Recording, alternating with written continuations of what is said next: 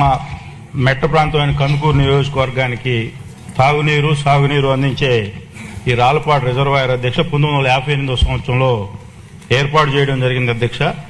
ఈ రాళ్లపాడు రిజర్వాయర్కి మన ఎడం కాలువ కుడి కాలువ 2 కాలువలు ఉంటాయి అధ్యక్ష.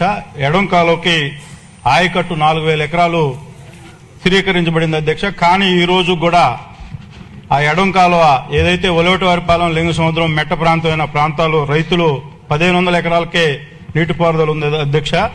ఆ రిమైనింగ్ ఏరియాని ఎక్స్పాన్షన్ చేసి ఆ ప్రాంత రైతుల్ని కాపాడాలని చెప్పి తమ ద్వారా గౌరవ మంత్రి గారిని కోరుతున్నాను అధ్యక్ష.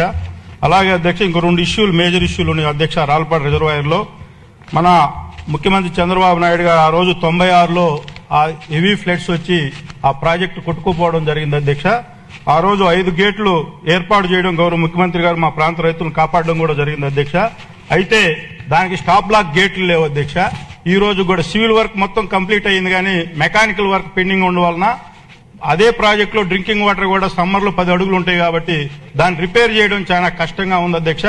ఇవి హెవీ రైన్స్ వచ్చేటప్పుడు ప్రాజెక్టు భద్రతకే ముప్పు వాటిల్లే పరిస్థితుందని చెప్పి దాన్ని కొంచెం ఆ స్టాప్ లాక్ గేట్లు ఏర్పాటు చేసి ఆ ప్రాజెక్టును కాపాడవలసిందిగా తమ ద్వారా గౌరవ మంత్రి గారిని కోరుతున్నాం అధ్యక్ష. అలాగే 1958 సంవత్సరంలో ఏర్పాటు చేసిన 2 హెడ్ రెగ్యులేటర్లు కూడా అధ్యక్ష ఎడమది కుడి కాలువది అవి రాతి కట్టడంతో అప్పుడు పురాతన కట్టడంతో ఏర్పాటు చేయడం జరిగింది అధ్యక్ష. అవి పాత టెక్నాలజీతో వెల్ సిస్టమ్ లో ఏర్పాటు చేయడం జరిగింది.